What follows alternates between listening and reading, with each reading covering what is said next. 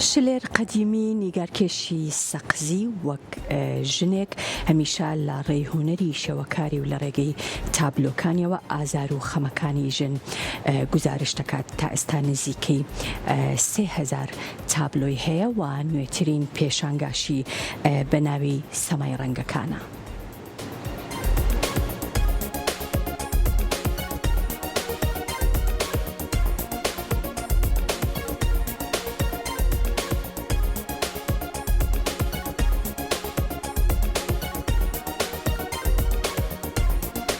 ماوەی 20 ساڵە خەریکی کاری نەخاشیم، ئەمەش نۆهەمین نەمایشگای تاکە کەسیمە.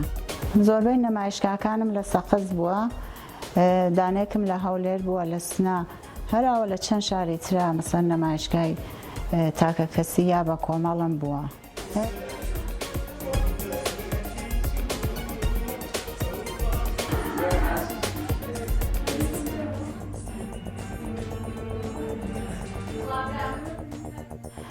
شێرزاد حەسەن ڕستەیەکی زۆر جوانی هەیە، ئەڵێ ئەگەر ژن لە ناو سروشتا دەربکەی هیچ جوانیە نامێنێتەوە بۆ ژیان. ئیتر بەڕایی منیش وایە زۆربەی تابلۆکانی من ژنە لە تەک سروشتا تێکەڵاو بوون. چل تابلۆم کە داناوە تەواوی تابلۆکانم ژنە لە تەک سروشتا. بۆیە من ژنم کار کردە، ژن لای من دایکە، دایک زۆر وشەیەکی پیرۆزە لای من. لە چەند تابلۆما مەسەن دایکم کێشاتۆ. لە لای من وایە ژن وەکو مانگەشە وایە لە ناو تاریکیە. بە جورئەتەوە توانم بێژم باڵای 3000 تابلۆم کێشاتۆ. زۆربیان کە گواشە سریە ئاوڕەنگم کار کردە، ئامڕەکەبم کار کردە.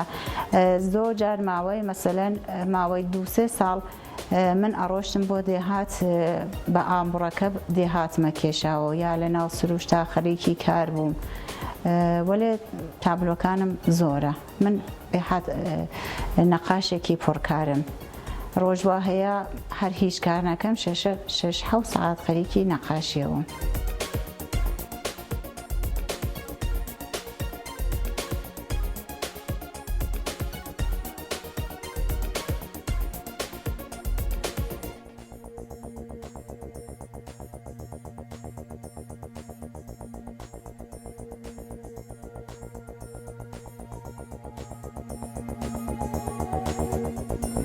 زۆرتری وەختەکەم داناوە بۆ خۆم، یعنی حەزەکەم تەواوی وەختەکەی خۆم خەریکی نەقاشی بم.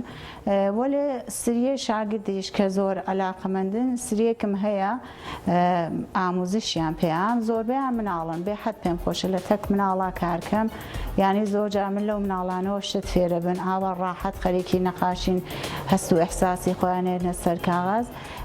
چەند سریە شاگردیشم هەیە، وەلێ وانە مەسەن بێژم زۆر بن.